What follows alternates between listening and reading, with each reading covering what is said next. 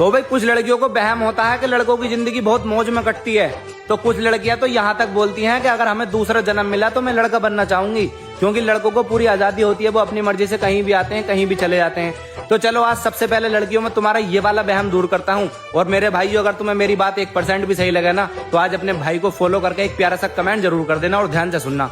सुनिए कि जो तुमने ना कभी देखी होगी ना कभी सुनी होगी, आज तुम्हें कहानी कुछ ऐसी बताता हूँ और जरा ध्यान से सुनना लड़कियों। मैं तुम्हें लड़कों की जिंदगी के कुछ किस्से सुनाता हूँ। हम जब घर से निकलते हैं तो घर जाना भूल जाते हैं और पैसा कमाने के चक्कर में हम खाना भूल जाते हैं। और जो लोग बताते हैं पैसे को हाथ का मैल, तो उनके लिए बता दूं, इसी हाथ के मैल को कमाने के चक्कर में हम अपने परिवार से प्यार की 2 बातें करना भूल जाते हैं।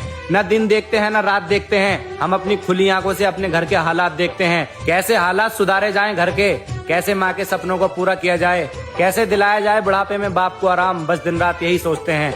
और कुछ परेशानियां तो ऐसी होती हैं कि हम किसी को बताते ही नहीं, और कुछ परेशानियों को दिल में रखकर हम उसके ख्यालों में खो लेते हैं। और जब नहीं मिलता किसी भी चीज से आराम, तो अकेले एक कोने में बैठकर बस धीरे से रो लेते हैं। रहते हैं दिन भर काम पर और रात को भी बहुत कम सोते हैं। हम लड़के अपनी उम्र से ज्यादा जिम्मेदारियों का बोझ ढोते हैं। और तुम क्या अंदाजा लगाओगे हम लड़कों के सब्र का?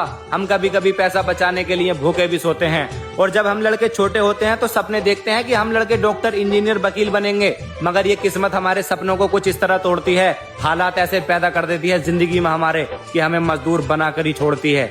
और हम लड़के सोचते हैं कि चलो कोई बात नहीं, शादी के बाद तो आराम मिलेगा, जो फूल बरसों से मुरझाया पड़ा है वो कम से कम शादी के बाद तो खिलेगा।